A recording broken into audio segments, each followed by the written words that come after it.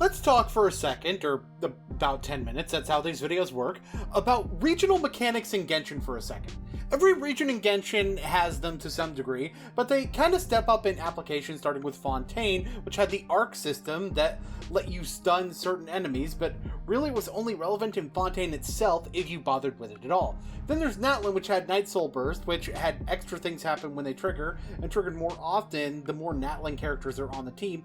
Combine that with the enemies who have shields that specifically go down faster when you trigger Night Soul Burst, it resulted in a form of power creep that pushed characters not from Natlan out of teams that included Natlan units in them. And yes, it was primarily only relevant in Natlan so far, but that's the most recent place that we've been, so it's a lot more fresh in the mind. It is well known that I have this issue specifically with this aspect of Night Soul, especially with how much more important it is to dealing with enemies that interact with Night Soul than Arc is. Characters having a special little meter for an alternate attack state that their skill puts them in is fine to me. To be honest, even the travel power creep didn't seem like as big of a deal for me because we've been getting some form of that since 1.3 with Zhao. This video isn't about Night Soul Burst, but it's about the new Moon Sign mechanic for Nodcry units. I do feel the need to bring it up in particular because, well, there are going to be points of comparison with Night Soul in particular to show if Moon Sign falls into the same trappings as Night Soul or if it learns lessons from what Night Soul did. Okay, I think that's enough beating around the bush. Let me talk about what Moon Sign actually does for a moment. So, Moon Sign cares about how many characters with Moon Sign you have in your party, otherwise known as Nodcry characters. If you have one, it does nothing on its own, instead activating certain effects on characters or artifacts. We'll go over those specifics later on in the video, but I want to focus first on the effect itself. So let's talk about what you get when you have two characters. And this is where things get a little bit more interesting, at least for me. So, chances are, if you have two Moon Sign characters, at least one of them is going to be providing you with a means to deal lunar reaction damage. So what you get is a way for non-Moon Sign characters to buff lunar reaction damage by using their skill or burst, with an amount based on a stat that's based on that element. The nitty-gritty of that will be part of the more detailed breakdown of this, but long story short, this mechanic rides that balance between the parasitism of Night Soul and the more open combat system really well. So, it serves as a restriction, yes.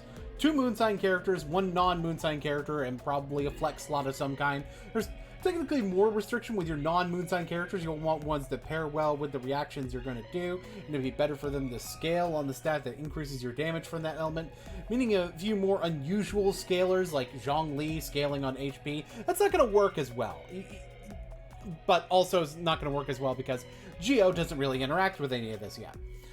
When we compare to Night Soul though, we see how much more open Moon Sign really is. Two characters in the mechanic instead of three, and an active reason given to use a non-Moon Sign character in the mechanic itself. It takes active efforts to reduce the parasitism of the mechanic by giving you reasons to look outside of it. Now, the fact that being in Ascendant Gleam, that's the second state by the way, the state with two Moon Sign characters, is easier than triggering Night Soul Burst as often as possible is very relevant to the parasitism of the mechanic, but, well, the passives related to Ascendant Gleam are much more a piece of the kit than the Night Soul Burst triggers as well, which can still be reasonably pulled off with two Natlan characters. The artifact sets are also pretty relevant, each of the 4-piece set bonus being more powerful while in Ascendant Gleam, and basically calling for you to have one character with each, so you know, probably your two Moon Sign units. Although I would like to note that it actually helps in this case that the 2-piece set is actually generic, whereas it wasn't with the Natlan artifact sets. But what I really want to talk about is a character that kind of bucks the trend a little bit when it comes to this. That, of course, would be Lauma. Yes, that's a pun. So, Lauma's one of the few characters that has a Nascent Gleam, the one character effect. Because she's one of the few characters that would actually matter for, because her Nascent Gleam and Ascendant Gleam effects are mutually exclusive, which would make you think that the Ascendant Gleam is just more powerful than the Nascent Gleam, but, well, not really. See, In Nascent Gleam, damage from non-lunar dendro reactions can crit, which obviously is pretty good, but it's notable that Bloom is listed among them because Lunar Bloom doesn't really get rid of regular Bloom damage. In fact, triggering a Lunar Bloom doesn't deal damage at all. I totally didn't say Lunar Bloom the first time I recorded that, and still makes a Dendro Core that does regular Bloom damage, not regular Broom damage. So why, then, does Ascendant Gleam give Lunar Bloom increased crit? That is because of the ability for certain damage characters deal to be treated as though it were lunar reaction damage. Another aspect of the lunar damage system that has a whole ton of potential mechanical meaning, but we'll cross that bridge another time. This means that Lauma does more personal damage in Ascendant Gleam at the expense of less reaction damage, which is much more interesting push-pull than one being better than the other. I mean, of course, based on what the rumor mill is, I know what this is really for, but I'll be covering that at a later date when it's actually confirmed.